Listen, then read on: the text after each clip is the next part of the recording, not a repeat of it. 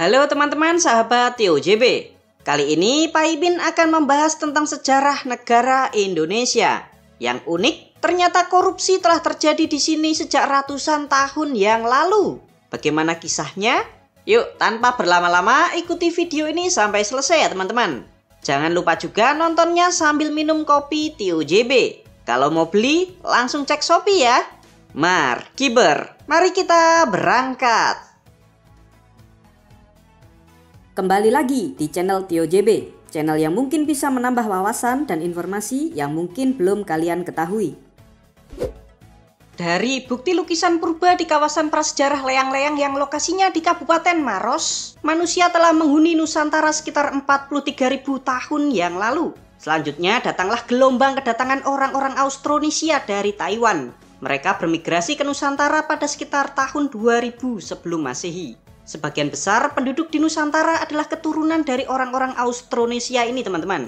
Untuk selengkapnya, Pak Imin sudah bahas di Fakta Negara Taiwan. Bahasa suku lokal Taiwan hampir mirip dengan bahasa di Nusantara. Untuk link videonya sudah Pak Imin taruh di kolom komentar.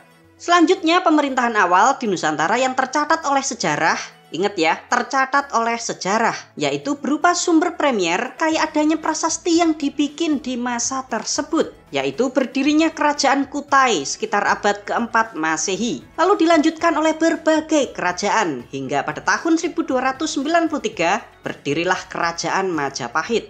Kerajaan Majapahit ini dianggap sebagai masa keemasan Nusantara, karena wilayahnya itu yang sangat luas.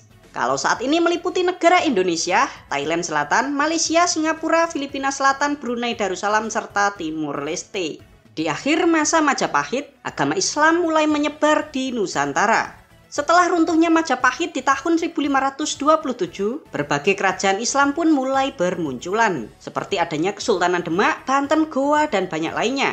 Lalu Indonesia dijajah selama 350 tahun oleh Belanda. Tahukah kalian teman-teman, jika Belanda menjajah Indonesia itu tidak selama yang kita kira. Bagi kalian yang masih menganggap Indonesia dijajah 350 tahun, itu jelas hoax dan salah kaprah teman-teman. Lah, terus 350 tahun dijajah Belanda itu sumbernya dari mana, Min? Pernyataan Indonesia dijajah 350 tahun salah satunya diutarakan oleh Presiden Soekarno. Tercatat 3 kali Pak Karno mengatakan hal tersebut. Namun kalian harus ingat ya, jika statement tersebut hanyalah pernyataan Pak Karno dan bukanlah fakta sejarah. Bung Karno kala itu mengatakan Indonesia dijajah 350 tahun supaya rakyat Indonesia kala itu bersemangat untuk melawan penjajah. Jadi kata-katanya beliau itu dihiperbola atau dilebih-lebihkan. Dan hal tersebut biasa saja teman-teman. Nah, sekarang di sini Pak Imin akan kasih 2 argumentasi fakta sejarah mengapa Indonesia tidak dijajah selama 350 tahun. Yuk, langsung saja kita bahas. Yang pertama, dari segi tahun jelas sangat aneh teman-teman. Kalian pernah kepikir nggak buat menghitung dari mana sih asal-muasal hitungan 350 tahun ini? Jika penjajahan Belanda dihitung ketika VOC itu didirikan di tahun 1602 hingga Belanda diusir Jepang tahun 1942, seharusnya Indonesia cuma dijajah selama 340 tahun, bukan 350 tahun cuy. Ini aja masih salah teman-teman. Sebab di tahun 1806 hingga 1811 Belandanya itu hilang. Loh, hilang kemana, Min? Kala itu Belanda hilang karena dijajah oleh Perancis teman-teman. Sebagai buktinya, Perancis mengirim utusannya ke Jawa. Orang ini yang bernama Herman Willem Daendels pada tahun 1808. Orang inilah yang nantinya membangun jalan Post Road atau jalan raya dari Anyer ke Panarukan sepanjang 1000 km. Hari ini kita menyebutnya sebagai Jalan Pantura. Daendels juga membangun kota Bandung. Makanya Bandung dijuluki sebagai Paris van Java. Kenapa Paris? Ya karena yang membangun itu pemerintah Perancis teman-teman.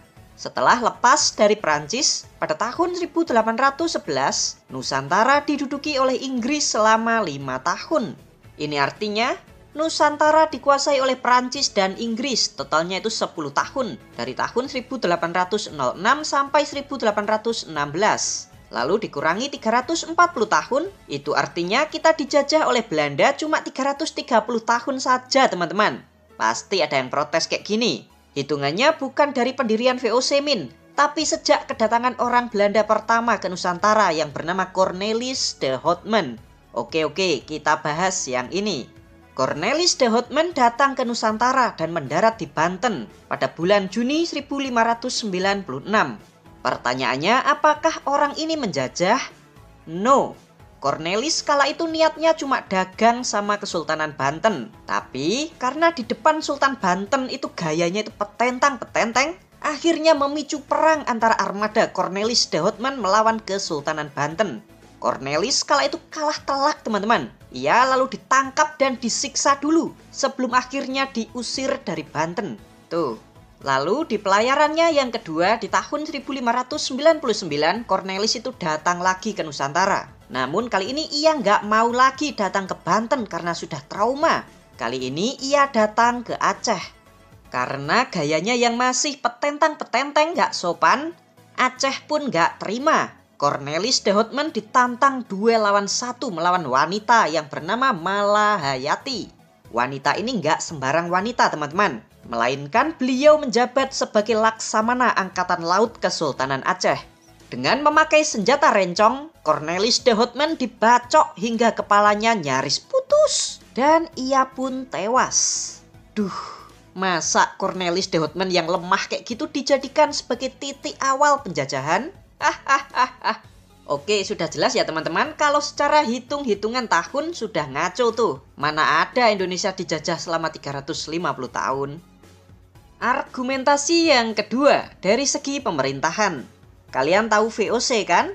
Kalian ngerti kepanjangan VOC itu apa? Nih, kepanjangan dari VOC. Verenigde Oost-Indische Compagnie.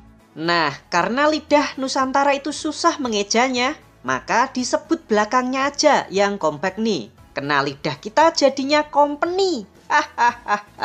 Tahukah kalian jika company atau VOC ini bukanlah sebuah negara, melainkan sebuah perusahaan yang dibuat oleh orang-orang Freemason? Hah? Masa sih? Nih, ceritanya kayak gini teman-teman. Kita balik lagi ke benua Eropa di tahun 1517. Kala itu ada seseorang dari Jerman yang bernama Martin Luther. Orang ini berpendapat jika gereja Katolik sudah menyimpang dari ajarannya nggak kayak dulu. Ia lalu menulis 95 alasan. Nah, bertepatan dengan itu pula mesin cetak ditemukan. Sehingga tulisan Martin Luther ini pun menyebar dengan sangat cepat. Terutama di negara-negara Eropa. Heboh dong teman-teman. Dan semenjak itulah Kristen Protestan pun lahir, memisahkan diri dari Katolik Roma. Belanda yang masih serumpun dengan orang Jerman pun ikut-ikutan memakai Kristen Protestan sebagai agama resminya. Tapi yang jadi masalah nih, kala itu Belanda bukanlah sebuah negara, melainkan hanya bagian provinsi dari kerajaan Spanyol. Nah, Spanyol ini kan memakai Katolik sebagai agama resminya. Karena perbedaan keyakinan itulah, Spanyol pun memandang Belanda sebagai kafir karena telah murtad keluar dari ajaran agama Katolik. Mereka pun akhirnya berperang teman-teman. Perang antara Belanda dan Spanyol ini dimulai pada tahun 1568. Jadi saat itu keadaannya itu sangat kacau. Nah, saat peperangan inilah Freemason menemui pimpinan dari Belanda. Mungkin kayak gini percakapannya. Henda, lu perang sama Spanyol ya? Iya, susah banget tuh ngalahin Spanyol. Gue ada ide nih, supaya lu bisa memenangkan perang ini. Gimana caranya, bos? Gini, gue dapat bocoran nih dari pelaut Portugis. Ada tuh kepulauan yang lokasinya di balik India yang sangat kaya. Sumber daya alamnya juga sangat melimpah. Tanahnya juga sangat-sangat subur. Tapi masyarakat di sana itu gampang diakalin, mudah kena hoax. Lu modalin gue buat kesana. Ntar kita bagi hasil. Dijamin kita kaya ndak. Tapi uang dari mana, bos? Gua kan posisinya lagi perang sama Spanyol. Aduh, gimana ini? Mana gue juga miskin, gak ada tabungan. Ya udah gini aja ndak. Gue kasih solusi yang lain. Apaan tuh? Lu nggak usah keluar uang deh. Gue pakai uang pribadi aja buat kesana. Nah, kalau sudah untung nanti gue bagi hasil ke lu. Hah? Emang bisa begitu? Bisa dong. Tapi ada syaratnya nih. Gampang. Apaan, Son? Lu cukup kasih gue kewenangan buat bikin pasukan sendiri, bikin benteng sendiri, bikin mata uang sendiri, dan gue juga minta hak buat hubungan diplomasi sama negara lain. Pokoknya, hak-hak yang sebuah negara itu memiliki, gue juga harus punya. Oke. Belanda pun menyanggupi permintaan Freemason ini, teman-teman. Ya mau gimana lagi, mereka kan kepepet. Dan dibuatlah yang namanya hak oktroy, yaitu hak bikin tentara, cetak uang sendiri, hak monopoli, dan lain sebagainya. Setelah dapat hak oktroy ini, Freemason lalu mendirikan sebuah perusahaan yang bernama VOC pada tahun 1602 dengan kantor pusatnya berada di kota Amsterdam. Dari sini sudah paham ya teman-teman, kalau VOC ini bukanlah pemerintah negara Belanda, melainkan perusahaan yang dibuat oleh Freemason untuk mencari uang di Nusantara. VOC kerjasama dengan kerajaan-kerajaan dan bupati-bupati di Nusantara. Mereka itu nggak peduli dengan kebijakan dalam negeri di Nusantara. Mereka cuma menginginkan hak monopoli perdagangan rempah-rempah dan uang. Alah, bohong lu Min. VOC itu jelas-jelas menjajah. Tidak teman-teman, yuk kita lihat contohnya. Salah satunya adalah perjanjian Bongaya antara VOC dengan kerajaan Goa. Di situ tertulis jika VOC hanya ingin memonopoli perdagangan rempah-rempah, serta kerajaan Goa merupakan negara yang berdaulat. Tuh, jelas kan? Berkat VOC inilah Belanda benar-benar dibuat kaya raya teman-teman. Dan terbukti akhirnya mereka bisa mengalahkan Spanyol di tahun 1648. Nah, sejak saat itulah Belanda baru secara resmi merdeka dari Spanyol dan diakui sebagai negara yang berdaulat. Tahukah kalian teman-teman jika VOC adalah perusahaan pertama di dunia yang IPO atau menjual sahamnya ke masyarakat luas? Ini nih, bentuk sahamnya VOC. Nah, berkat VOC inilah Belanda menjadi salah satu negara terkaya di Eropa kala itu, teman-teman. Sayangnya Belanda tidak mengawasi VOC dengan baik. Kedisiplinan VOC juga tidak dijaga, sehingga di akhir tahun 1700-an, pegawai-pegawai VOC di Nusantara melakukan korupsi besar-besaran. Bahkan, korupsinya jauh lebih besar daripada yang mereka setorkan ke pemerintah Belanda. VOC pun akhirnya resmi dibubarkan pada tanggal 31 Desember 1799. Setelah VOC pergi dari Nusantara, Belanda lalu menamai wilayah Nusantara sebagai Hindia Belanda pada tahun 1800. Sekarang sudah jelas ya teman-teman kalau VOC bukanlah sebuah negara, melainkan hanya perusahaan dagang. Mereka cuma ingin memonopoli jalur perdagangan rempah-rempah dan tidak mencampuri kebijakan dalam negeri di Nusantara. Jadi VOC kala itu cuma memegang raja-raja atau bupati-bupati penguasa di Nusantara untuk bekerja sama. VOC juga tidak menduduki seluruh wilayah yang kita kenal sebagai Indonesia. Nih, peta wilayah VOC di tahun 1790. Warna merah yang ini merupakan wilayah kendali VOC. Terus yang oranye-oranye ini merupakan wilayah kerajaan lokal yang bekerja sama dengan VOC. Yang warna pink ini atau kota Bengkulu dikuasai oleh Inggris sejak tahun 1685. Warna hijau ini adalah wilayah koloni Portugis. Kalau sekarang menjadi negara Timur Leste. Terus yang kuning ini adalah wilayah koloni Spanyol di Filipina. Sedangkan warna yang abu-abu ini merupakan wilayah kerajaan-kerajaan yang tidak bekerja sama dengan VOC. Kalau begini, apakah bisa disebut Belanda menjajah Indonesia selama 350 tahun? Terus, menurut Paimin, Indonesia dijajah Belanda itu berapa tahun?